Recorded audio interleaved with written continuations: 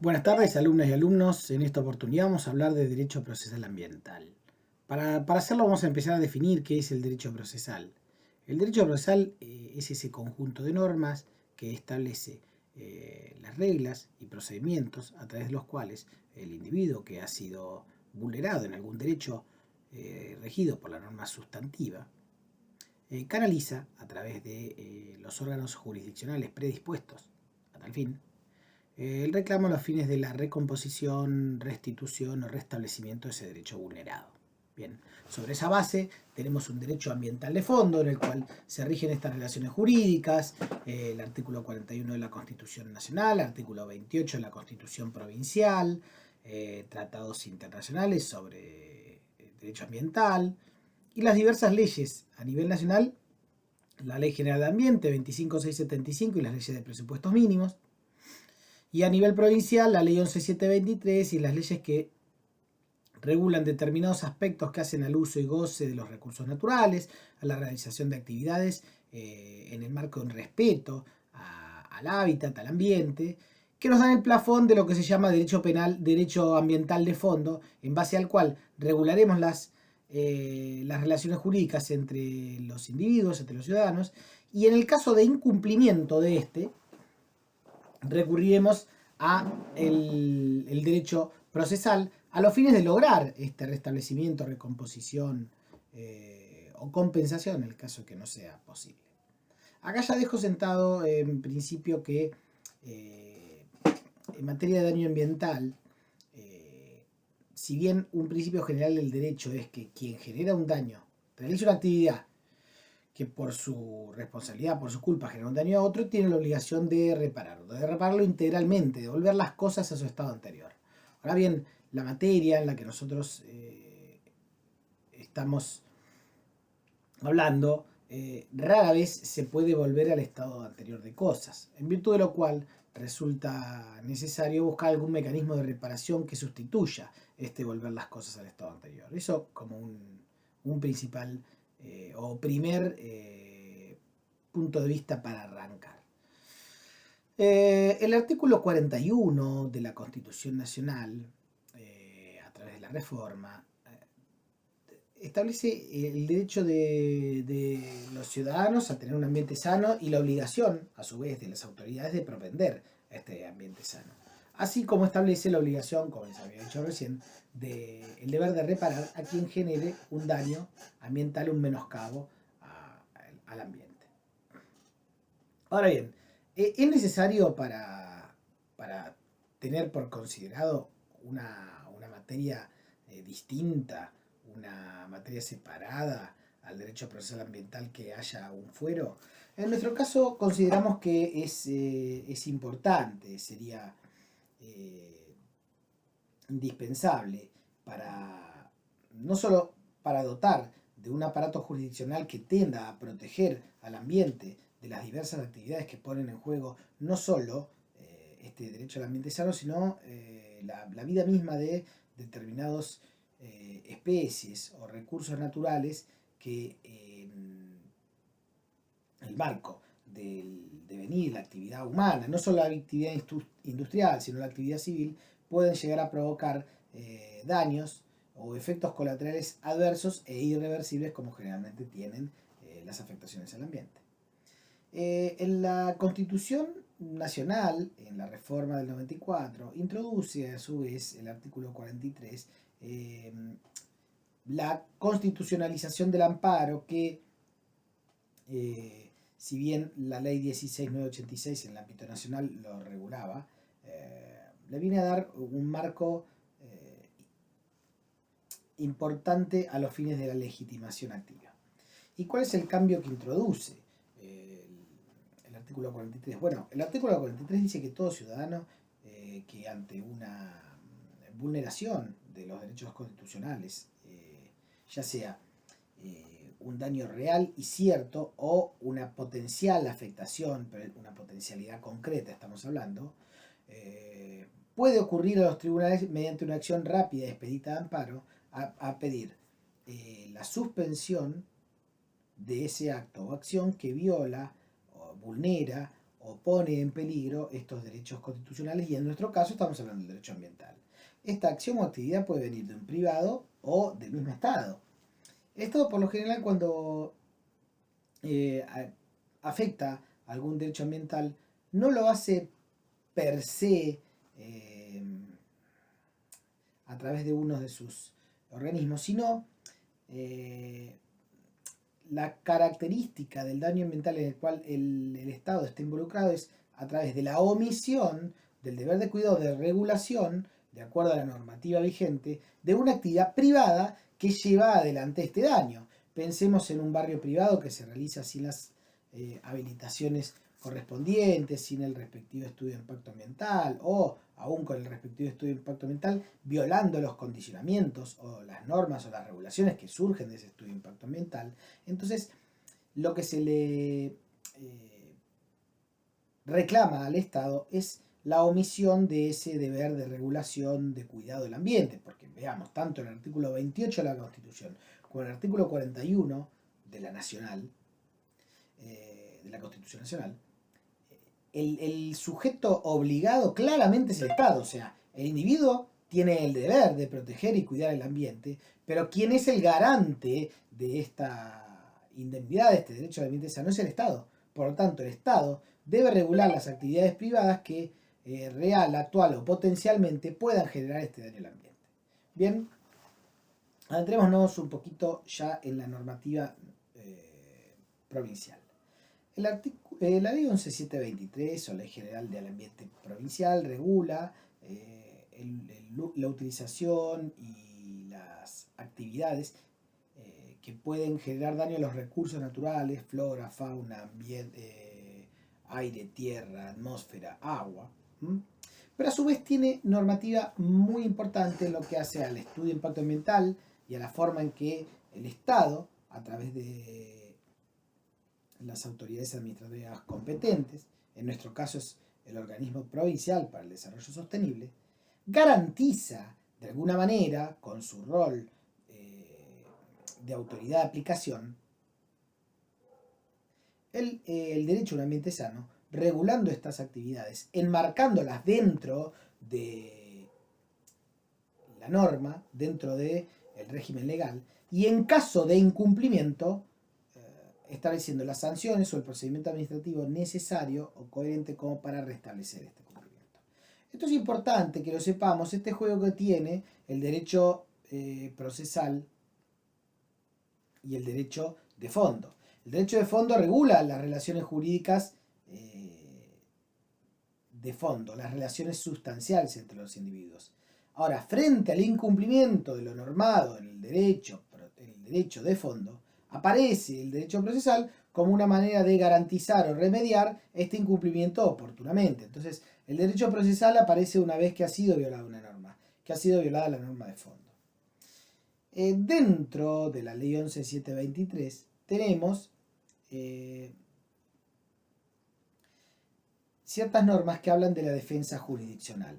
Y si bien en principio pareciera que están dirigidas a la actividad estatal, entendemos que no solo abarcan la actividad estatal, la actividad pública, sino la actividad privada, y que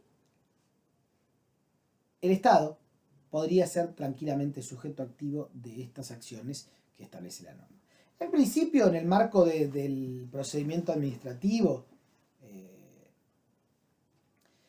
la ley 11723 establece la defensa jurisdiccional, que habla que todo individuo tiene derecho a requerir ante la oficina o la dirección o la repartición pública responsable del acto que se encuentra en franca contraposición con este derecho a un ambiente sano, que se encuentra vulnerando una norma jurídica que regula o tuitiva del ambiente, puede ir y reclamar directamente ante el organismo. Es decir, está hablando de una legitimación activa amplia. Ello se condice también con el artículo 41 y el juego con el artículo 43, que todo ciudadano podría requerir ante la justicia el restablecimiento de este derecho. Después voy a hacer una mención a lo que son los procesos colectivos que por lo general cuando hablamos del derecho a un ambiente sano hablamos de procesos colectivos y por qué y qué es un proceso colectivo. Pero voy a avanzar un poquito con el tema acá de la ley 11723. Entonces la ley 11723 regula un procedimiento para requerir directamente ante el organismo responsable de este incumplimiento o bien la cesación de este acto violatorio del derecho a un ambiente sano o bien el restablecimiento del derecho a la suspensión de esta actividad. Si no lo hiciere, en el caso de negativa, establece la norma que puede ocurrir directamente a la justicia o bien el defensor del pueblo o las organizaciones no gubernamentales. Acá estamos hablando, y en esto se condice con el artículo 41 y 43 de la Constitución Nacional, en cuanto establece una legitimación activa amplia en materia ambiental. Recordemos esto cuando hablemos de procesos colectivos, pero ahora vamos a ir ahí. En este punto, la norma establece que tanto el defensor del pueblo como la ONG tienen dos acciones. Prevé la Ley General de Ambiente, la Ley 11723, prevé dos acciones. La acción de protección o preventiva y la acción de reparación. Recuerden, y vamos un poquito a la ley 25675, que en nuestra materia de derecho ambiental rigen dos principios, el principio preventivo y el principio precautorio. El principio preventivo nos habla de que toda actividad, que todos los sujetos, todos los ciudadanos, personas jurídicas, derechos públicos y derechos privados, tienen que regular su actividad de tal manera de evitar que con su actividad generen un daño al ambiente. Es decir, preventivamente, anticipadamente, la actividad tiene que tener como norte, como límite, evitar la realización del daño ambiental. ¿Por qué? Porque habíamos hablado que el daño ambiental en nuestra materia puede generar efectos irreversibles. Y entonces, ante una potencialidad de que sea imposible volver las cosas al estado anterior, lo que debe primar o debe dirigir como norte de las actividades humanas debe ser la prevención de la generación de un daño que después no se va a poder revertir. Y el principio precautorio es muy importante porque es una herramienta fundamental para la administración pública para actuar en base a ese criterio preventivo y evitar o bien que el daño ocurra o bien que el daño continúe produciéndose generando un daño ambiental aún más grande. ¿Bien? Y el principio precautorio dice que no carecer de los estudios o evaluaciones técnicas necesarias para determinar la existencia o no de un perjuicio en el ambiente no es un obstáculo para tomar las medidas pertinentes para evitar o cercenar ese daño ambiental. Imagínense que un organismo público que va y advierte la existencia de un vuelco que tiene olores o color que podría asimilarse a un grado de toxicidad para el ambiente, no puede esperar a que el laboratorio de análisis industriales le devuelva la muestra y diga sí, efectivamente, acá en el vuelco tenemos cantidades elevadas de cromo, de plomo, de mercurio, porque el daño ambiental es irreparable e irreversible si se continúa con esa actividad. Por lo tanto, en nombre del principio precautorio, la autoridad de aplicación podrá cautelarmente clausurar esa actividad industrial, ese emprendimiento, esa obra, a los fines de garantizar que el daño por lo menos va a quedar limitado a lo que hasta ahí se vino realizando. ¿Bien?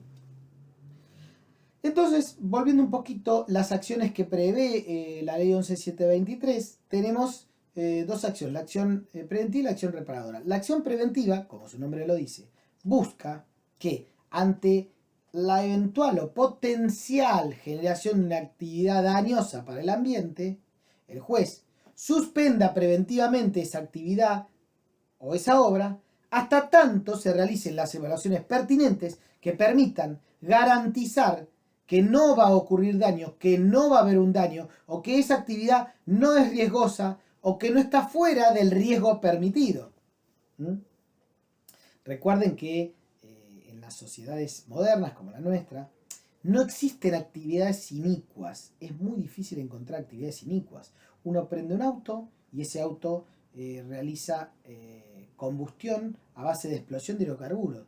Es impensado creer que eso no va a generar algún tipo de contaminación ambiental. Bueno, lo que busca la ciencia es tratar de limitar esa contaminación, por eso todos los motores ahora tienen nafta sin plomo o tienen catalizadores que disminuyen o minimizan la emisión cuando el auto está en buen funcionamiento de las emisiones gaseosas a la atmósfera, de manera tal que sabiendo que el avance tecnológico y la complejidad de la vida en sociedad actual impone determinadas bienes de la vida cultural, como por ejemplo el transporte con motores y explosión, lo regula o lo reduce a determinados niveles que sean aceptables o tolerables. Y ese básicamente es la teoría del riesgo permitido.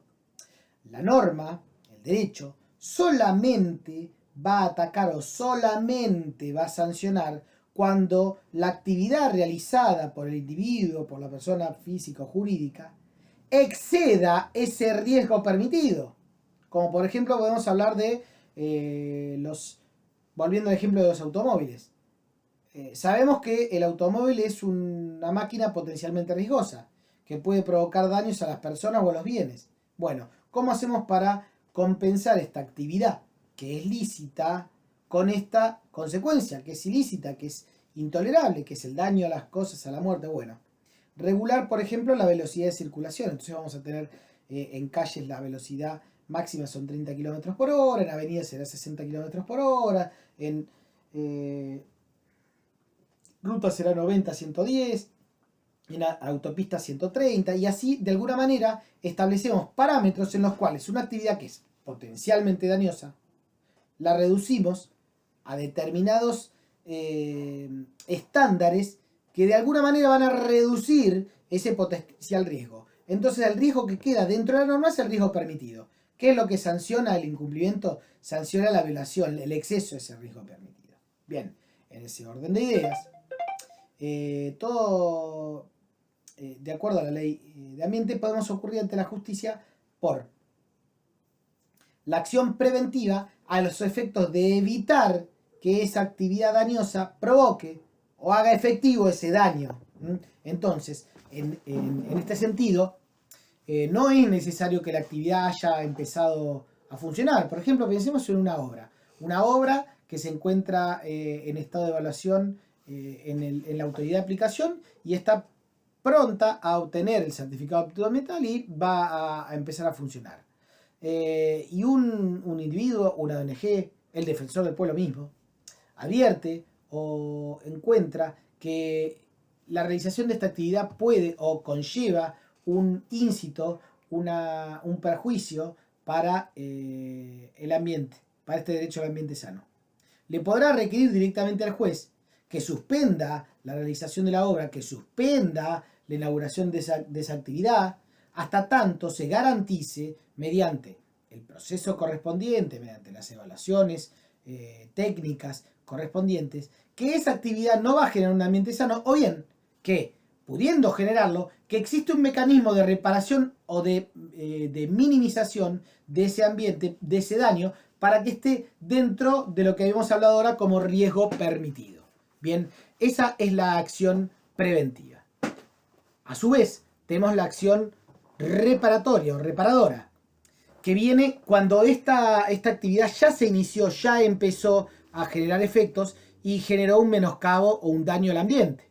Entonces, no vamos a tener ya la posibilidad de evitar que se realice este daño porque este daño está ocurriendo, es actual, no es potencial como en la acción preventiva, sino le vamos a requerir al juez que paralice la actividad hasta que se garantice que la realización de esa actividad no va a generar, no va a continuar generando daños. Punto 1. ¿Qué pasa con el daño ya ocurrido? Bien, frente al daño ya ocurrido tenemos dos posibilidades. O bien, la vuelta a las cosas al estado anterior, en el estado que se pueda, o bien la realización de una actividad compensatoria o una indemnización sustitutiva.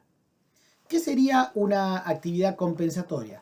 Supongamos, por ejemplo, que una actividad industrial o una realización de una autopista provocó una deforestación que generó una desertificación, una mayor erosión en el suelo. Bueno, podría ser una medida compensatoria la forestación o la reforestación en los costados de la ruta a los efectos de generar un nuevo bosque implantado, favorecer la absorción de agua de lluvia por parte del suelo y evitar la erosión por la ¿cómo se llama?